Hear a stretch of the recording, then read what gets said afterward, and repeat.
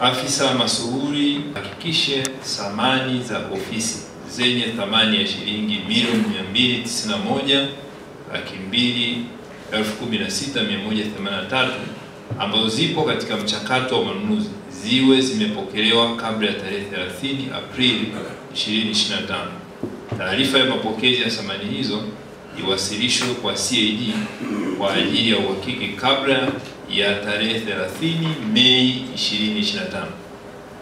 2. Afisa masuhuri aimarishe usimamizi wa mradi na kuhakikisha dosari zote zilizoainishwa na CAG ikijumuisha ujenzi wa kantini, ujenzi wa tanki la chini la kuhifadhia maji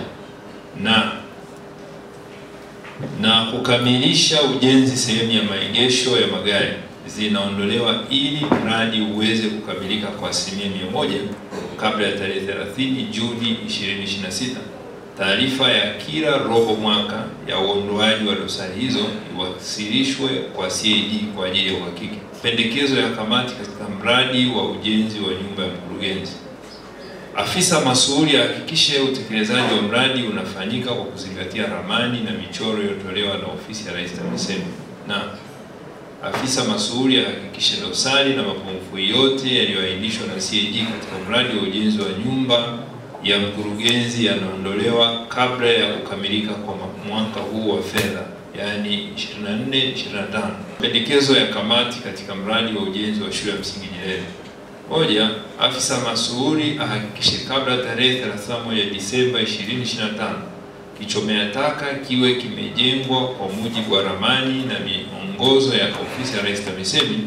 Taarifa ya ukamilishaji iwasilishwe kwa CAG kwa ajili ya uhakiki kabla ya tarehe 10 Januari 2026. Moja kati ya maeneo ambayo tumekuwa tukiyapigia kelele sana ni halmashauri zetu kuongeza vyanzo vya mapato. Kwa tunafarijika unapotueleza kwamba mmekadiria milioni 8, mmepata milioni 9. Lakini mimi nina uhakika kwamba hata hiyo milioni 9 bado ni ndogo. Nina uhakika kwa mazingira haya na shughuli za kiuchumi mnavyozifanya naweza kufikisha milioni 20.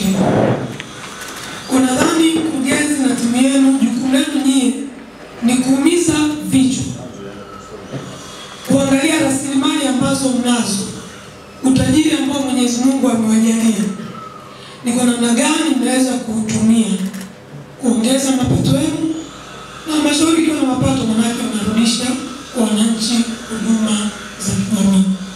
Mkitumia bongo zenu vizuri, kesho na kesho kutwa fedha ambazo zinaletwa na serikali kuu kwenye ile kapu jumla kuwasaidia nyie na wananchi kwa ajili ya shughuli za maendeleo zinaweza zikapelekwa kwingine kwenye halmashauri nyingine ambazo zina uhitaji mkubwa sana.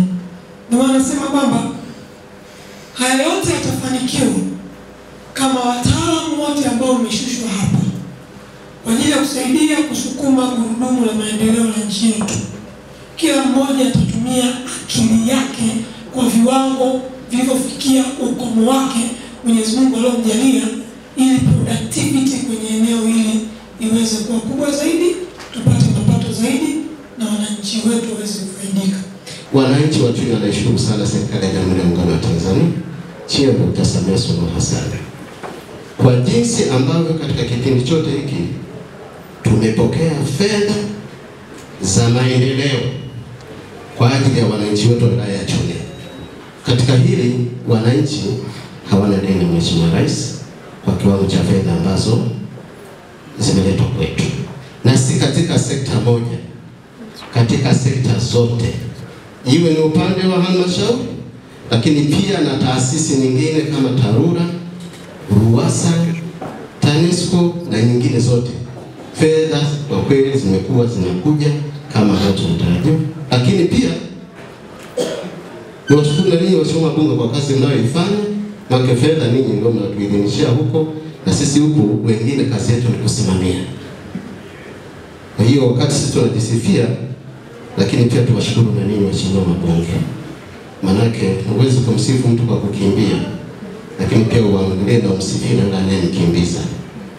Ndio maana na ninyi mko hapa ili kuja kutukagua, na sisi tunafarijika mnapokuja hapa kutueleza yale ambayo mnaona kwamba yanafaa katika kuboresha, katika kuendelea kuwahudumia wananchi wetu.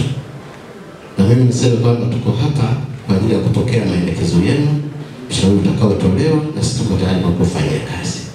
Katika mpango wa bajeti wa mwaka huu unaofuata 2025/26 imetenga fedha kiasi cha shilingi milioni 185.2 kwa ajili ya ujenzi wa mgahawa ili kupunguza adha ya watumishi katika kupata huduma ya chakula.